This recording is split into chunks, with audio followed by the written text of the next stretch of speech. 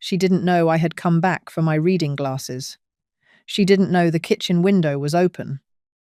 By Tuesday morning, the arrangements she had made for me had become the arrangements I was making for the house. Here is what actually happened. My name is Lorraine. I am 74 years old. I have lived in this house for 51 years.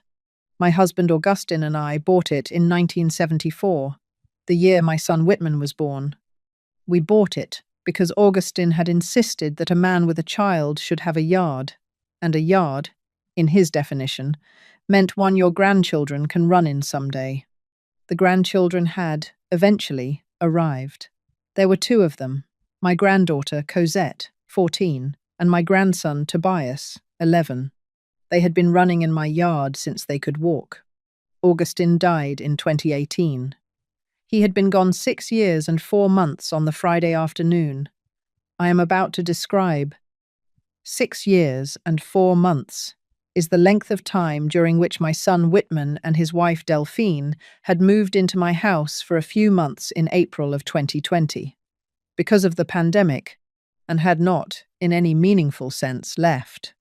They had taken the upstairs. Whitman had moved his home office into Augustin's old study. Delphine had reorganized the kitchen in 2021 inches, a way that put my baking pans in a cabinet I cannot reach without a step stool. The grandchildren had taken the 2 large bedrooms upstairs, the ones that had once been the guest room and the sewing room. I had moved, temporarily, into the small first-floor bedroom that had been Augustin's recovery room during his last year. Just until we figure things out, Mom. The stairs are getting hard for you anyway. You'll love being on the main floor. I had not loved being on the main floor.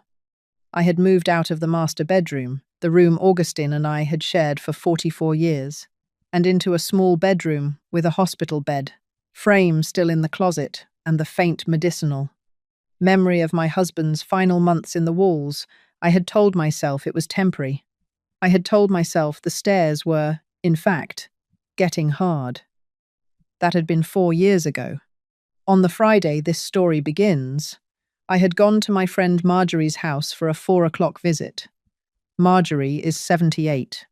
We have been friends since 1968. We meet on Fridays at her house for tea and her oatmeal cookies. I had been doing this for 16 years. I had left my house at 3:45. At 3:52, halfway to Marjorie's, I had realized I had forgotten my reading glasses. Marjorie and I always do the crossword puzzle from the back of the newspaper after our tea. I cannot do the crossword without my glasses. I had turned the car around. I had pulled into my own driveway at 3:59. I had not used the front door. The front door requires a small theatrical announcement, the doorbell, the who's there, the careful arrangement of whichever family member was nearest into a welcoming posture. I had used the side door, the one that opens directly into the kitchen, because I was only going to be in the house for 90 seconds. The kitchen was empty. The kitchen window above the sink was open. It had been an unusually warm October afternoon, and Delphine had opened the windows that morning to air the house out. I could hear voices from the back patio.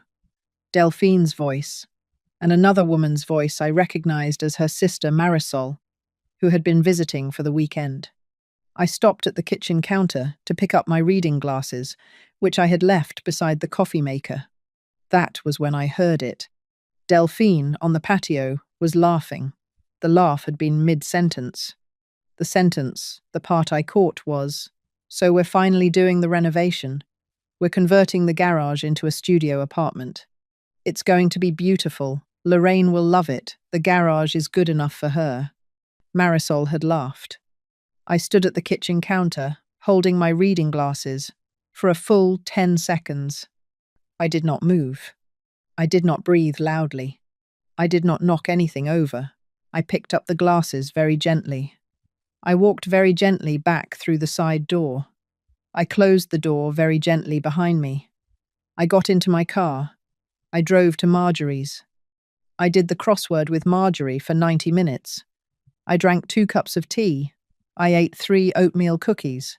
I did not tell her what I had heard. I did not, in fact, tell anyone what I had heard for 41 hours. But on the inside of my chest, somewhere behind the cardigan I had put on at 3:30 that afternoon, something had quietly and permanently rearranged itself. I want to pause here and ask you something honestly. If you walked into your own kitchen and heard your son's wife, through your own kitchen window, telling her sister that the garage was good enough for you, what would you have done in the next 10 seconds? I think a lot of women would have walked out onto the patio. I think some would have started crying. I think a brave handful would have said, "Delphine, I'd like you to repeat that, please, slowly, so I can be sure I heard it correctly." I did not do any of those things. I want you to understand why. If I had walked onto the patio, Delphine would have said, Lorraine, please, you misheard. That wasn't what I meant. It's a beautiful studio. We want you to be comfortable." She would have spent the next 4 years making me doubt what I had heard. She would have used the doubt as the lever for everything that came next. The garage would have been built. The renovation would have proceeded. I would have lived the rest of my life on a small bed in a converted parking structure, telling myself that I had misunderstood a sentence I had not, in fact, misunderstood. The most powerful thing a woman can do when she has just been described accurately by someone who did not know she was listening is not announce that she heard. The sentence becomes evidence in her pocket. The sentence is no longer something she has to argue about. The sentence is something she now possesses. I drove home from Marjorie's at 6:15. I made dinner for everyone the way I always did on Fridays. I served roast chicken. Delphine complimented the gravy. Whitman asked me about my afternoon. I said it had been lovely. Cosette showed me a drawing she had done at school. Tobias asked if he could have seconds of the potatoes. I smiled. I ate my own dinner. I went to my small first-floor bedroom at 9 o'clock, and I closed the door, and I sat on the edge of the bed for a long time. Then I picked up my phone. I did not call my lawyer that night. I called her on Sunday morning. I want to tell you why. I needed 41 hours to make sure that what I had heard was, in fact, what I had heard, and that the response I was about to make was, in fact, the response I wanted to make. I did not want to call a lawyer in a rage. I wanted to call a lawyer with the slow, careful clarity of a woman who has decided, after thinking it through twice, that she will not be living in a garage. I went to bed Friday night. I went to church Saturday morning. I had lunch with Marjorie on Saturday afternoon, still without telling her. I came home Saturday evening. I cooked dinner. I went to bed. Sunday morning, at 9:47, I called Cordelia. Cordelia had drafted my will after Augustin died. She had been waiting, I now understood, for 6 years and 4 months. Lorraine. Cordelia. I am calling on a Sunday morning, which I have not done in our entire professional relationship.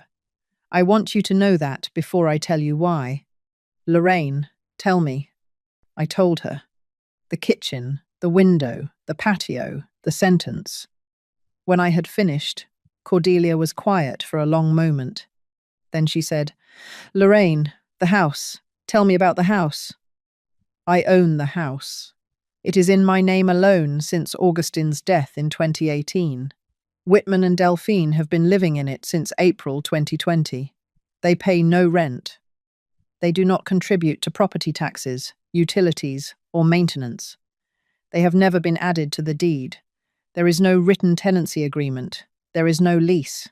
They moved in for the pandemic and stayed. Lorraine. In our state, that is what we call a tenancy at sufferance. It is the weakest possible legal claim a person can have on a property. It can be terminated with 30 days written notice. After the 30 days, if they have not vacated, you can file for unlawful detainer, which is the formal eviction process. The court will grant the eviction within 60 to 90 days of filing. There is no defense available to them because they have no legal right to remain. I sat with that for a moment. Cordelia, Walk me through what that means, in simple words. A pause. The kind of pause a good lawyer takes before she stops being a lawyer for a moment and becomes a friend. Lorraine. It means that the renovation Delphine is planning the conversion of your garage into a studio apartment cannot happen. Because she does not have legal standing to renovate a structure she does not own, she would need your written permission to apply for the permits. If she has not yet asked for that permission, and from what you have described, she has not, then the renovation is still in the planning phase. You can stop it before it begins. You can also remove her from the house entirely. 30 days notice. You will be living alone in your own home by mid-November. Mid-November. Mid-November, Lorraine. Today is October 6th. 30 days takes us to November 5th. If you serve the notice tomorrow morning, by certified mail, they will have until November 5th to vacate. If they have not vacated by then, we file unlawful detainer on November 6th. The eviction will be final by early January. I closed my eyes. Cordelia. Yes. Augustin asked you about this, didn't he? A longer pause. Then she said, Lorraine, in 2017, when Augustin was diagnosed, he came to my office alone. He had not yet told you he was sick. He sat in my office for 3 hours. He asked me to draft documents that would protect you from a specific kind of future. He said, and I am quoting because I wrote it down, Cordelia, my son's wife is going to try to take care of Lorraine, in the way that women like her take care of mothers-in-law. I would like Lorraine to have the option of being taken care of by herself instead. I held the phone tighter. He said that. He said that. He did not predict the garage. He did not predict the studio apartment. He did not predict the kitchen window or the sentence on the patio. He simply worried that was the word he used. Worried that Delphine, when she had the opportunity, would convert your dignity into something she could manage. He gave me a folder of instructions for what to do when you called. The instructions have been in my office safe since 2017. What is in the folder? 3 things. The 30-day notice, already drafted, with your name and the property address and the recipient's names left blank for me to fill in. A revised will, which restructures Whitman's inheritance into a subtrust contingent on his behavior toward you in the final years of your life. And a letter from Augustin to you, sealed, to be delivered on the day you called. I sat very still on the edge of my bed. Cordelia. Yes. He wrote a letter in 2017. He did, Lorraine. I will bring it to your house this afternoon. Will you be home at 3? I will be home at 3. We hung up. I sat in my small first-floor bedroom for a long time after the call ended. I want to be honest about something. I almost called Cordelia back twice, between 9:53 and 9:58 that Sunday morning. Twice, I picked up the phone and started to dial. Twice, I put it down. I almost called her back, because the thing I was about to do was permanent, and the thing I was about to do would change the shape of my Christmas, and the next Christmas, and probably every Christmas for the rest of my life. Cosette was 14, Tobias was 11. They had been living in my house for 4.5 years. They thought of my upstairs as their upstairs. They did not know that their mother had described the garage as good enough for their grandmother. They were going to be told something, by someone, in the next 30 days, and whatever they were told, they were going to remember it. I sat with that for a long time. Then I thought about the studio apartment. I thought about the contractors arriving. I thought about the drywall going up.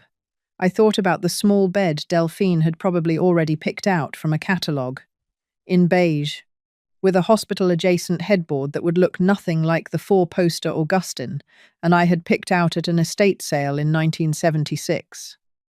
I thought about the small kitchenette that would not have room for the standing mixer my mother had given me in 1971. I thought about the small bathroom with a grab bar in the shower and a non-slip mat on the floor. I thought about the way Delphine would tour her sister through the finished apartment a year later and say, "And this is where Lorraine lives. We wanted her to have her own space." I picked up the phone. I did not call Cordelia back to stop her. I called her back to add one thing. "Cordelia, I forgot to mention, the grandchildren, Cosette and Tobias. They are not to be punished in the will revision. Whatever you and Augustin drafted in 2017 about Whitman's inheritance, keep it in place. But create a separate subtrust for each grandchild, untouchable by their parents, accessible at age 25. Equal shares. Trusteeship to your firm. They are children.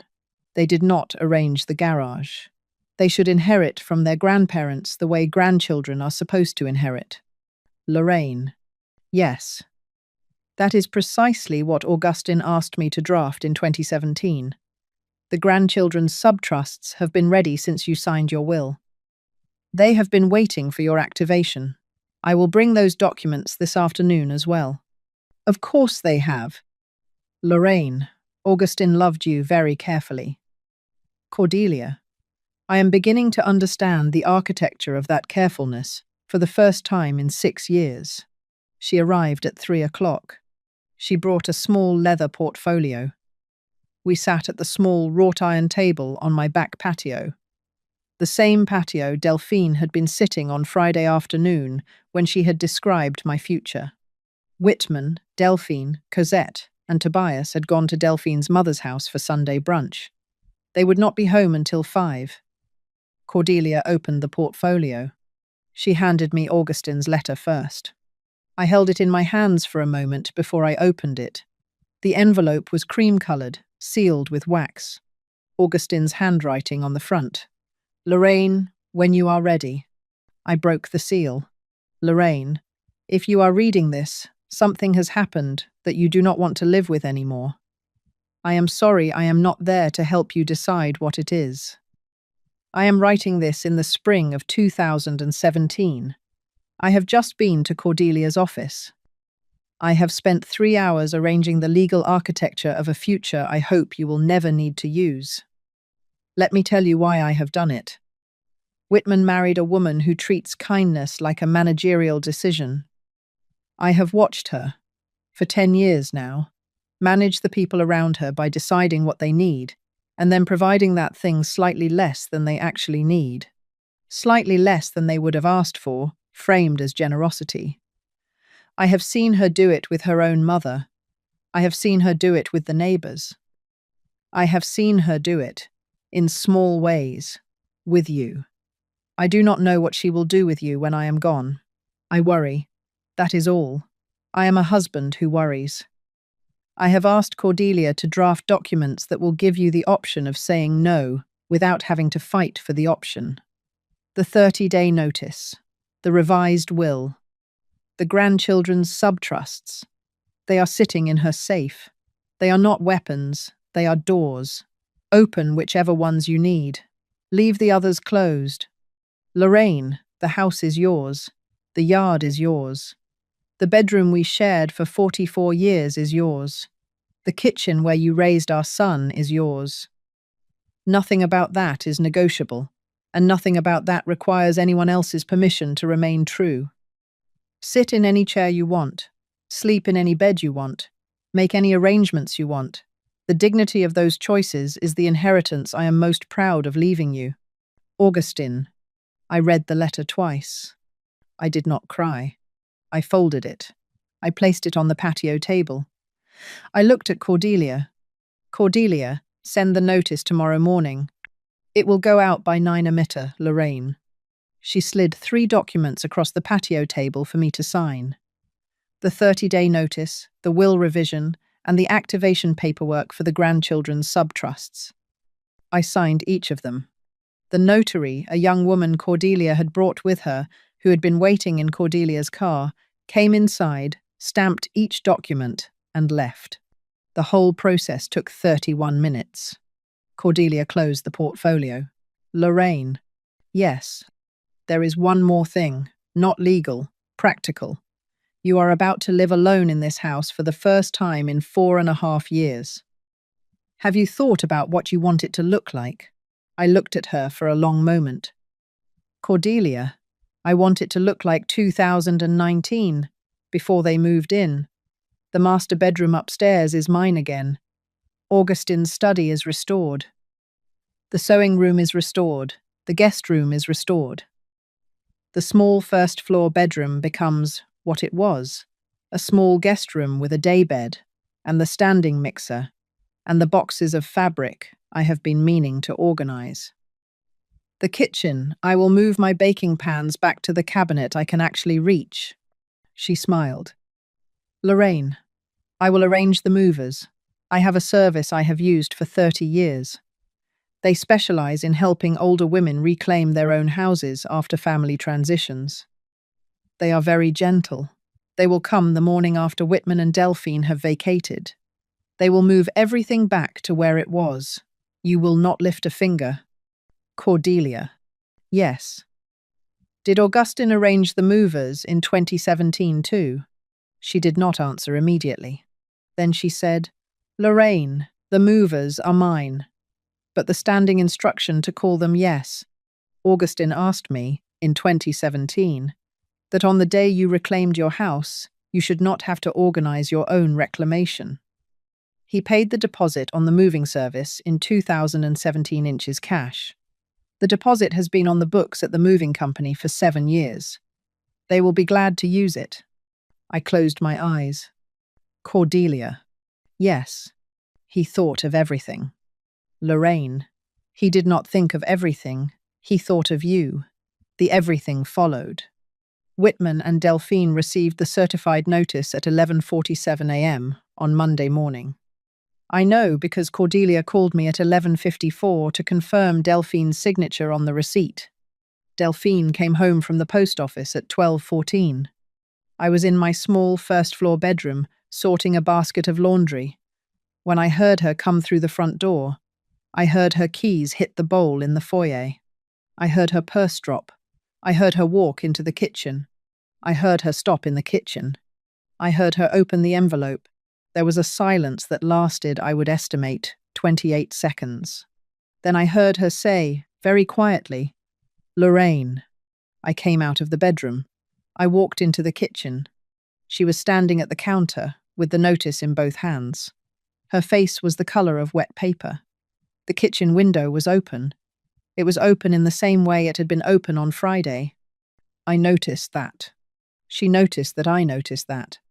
Lorraine, what is this? Delphine, sit down. She sat at the kitchen table. Delphine. I came home on Friday afternoon at 3:59 to retrieve my reading glasses. I came through the side door. The kitchen window was open. You were on the patio with Marisol. I overheard you tell her that you were planning to convert my garage into a studio apartment for me. You used the phrase, the garage is good enough for her. Marisol laughed. You laughed. I picked up my glasses, walked back out, and drove to Marjorie's. I have known about this since Friday at 4 p.m. I have spent the weekend deciding what to do. The certified letter in your hands is the decision. She was crying now. Lorraine, please. That was a stupid joke. I didn't mean... Delphine. Yes. It was not a stupid joke. A stupid joke does not involve calling a contractor. A stupid joke does not involve picking out tile. I have not yet checked your email or your texts, because I do not have access to them, but I would bet a significant amount of money that if I did, I would find at least 3 message threads, with contractors, designers, or your sister discussing the garage renovation in concrete planning detail. I would bet that you have, in fact, already gotten quotes. I would bet that you have, in fact, already started selecting fixtures. Tell me whether that bet would win. She did not answer. I let the silence sit. Delphine, the notice gives you 30 days, November 5th. You and Whitman will have moved out by then. Where you go is your business. I will not co-sign your lease. I will not help with the security deposit. You and Whitman are 48 years old and have been living rent-free in my house for 4.5 years. You are an accountant. He is a senior software architect. You will manage. Lorraine, the children. Delphine. Yes. I am not finished. The children, Cosette and Tobias. They are welcome at my house every other Saturday for the rest of my life, beginning the second Saturday after you move out. I will pick them up. I will return them. The arrangement is between the children and me. If you attempt to interfere, Cordelia will send you a letter explaining the legal mechanism by which a 14-year-old in California can express a grandparent visitation preference. Cosette will express it. She asked me last Christmas whether her grandfather had played the piano. She has been hungry for him for 6 years. She is not going to lose me too. She was sobbing. Lorraine, I am so sorry. Delphine. Yes. I know you are sorry now. You were not sorry Friday afternoon at 4 p.m. The sorry that arrives only after the certified letter is the sorry of being caught. I am not interested in it. I am interested in November 5th. Pack carefully. Take what is yours. Leave what is mine. There is a small 4-poster bed upstairs in the master bedroom that I would like to sleep in again. Try not to scratch it on your way out. I left the kitchen. I went into my small first-floor bedroom. I closed the door. I sat on the edge of the bed. I did not cry.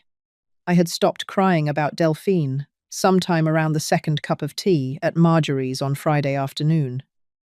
The movers arrived on November 6th at 9 a.m.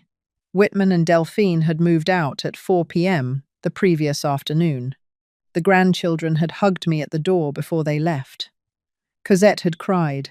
Tobias had pressed his small face into my cardigan for a full minute without speaking. I had told them both. Second Saturday in November. Front door. 3 p.m. I will pick you up if your parents say it is all right. If they say it is not all right, Cordelia and I will discuss with them what all right means. You will see me. I promise. The movers were 2 men in their 50s. They were not chatty. They moved Augustin's reading chair back into the living room. They moved his desk back into his study. They moved my 4-poster bed back into the master bedroom upstairs and put fresh linens on it that I had selected the day before.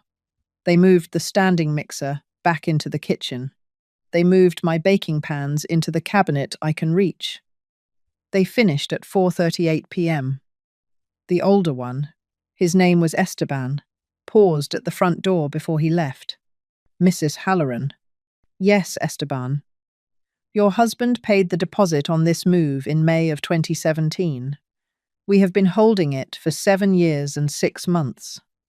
I want you to know that I personally have been keeping the file. I worked with your husband, briefly, when he came in to arrange the deposit. He told me, at the time, and I am sure I am remembering correctly, because it was unusual, Esteban, when this move happens, you are going to walk into a house where a woman has just reclaimed her own bedroom. I want you to do it gently. I want you to ask her where each piece belongs. I want you to treat the move the way you would treat a move for your own mother if your mother had ever had to do this. I closed my eyes. Esteban.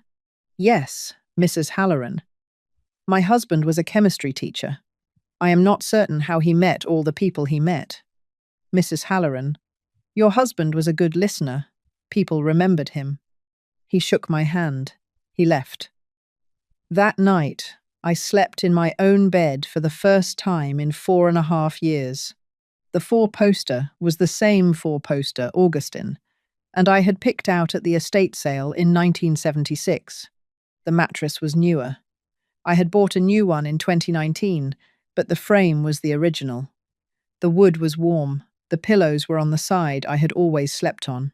The bedside table held the small ceramic lamp my mother had given me as a wedding gift in 1971, and which Delphine had moved to the upstairs hallway in 2021 because she thought it looked dated. It looked exactly as dated as it was supposed to look. I sat on the edge of the bed in my nightgown for a long time before I lay down. I looked around the room.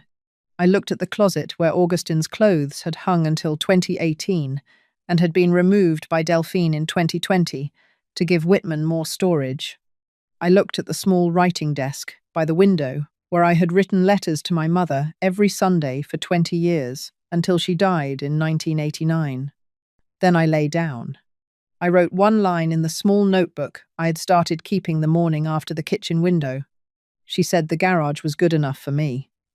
So I made other arrangements, and I learned, at 74, that the most generous thing my husband ever did for me was not the 44 years he loved me face to face, but the 3 quiet hours in 2017 when he sat alone in a lawyer's office and worried about me, without knowing if his worry would ever matter. Sometimes dignity does not arrive with shouting. Sometimes it arrives in a folded letter, in a moving deposit, in a 30-day notice in your daughter-in-law's hands while she stands at your kitchen counter and finally hears her own voice come back through the window. She opened that morning.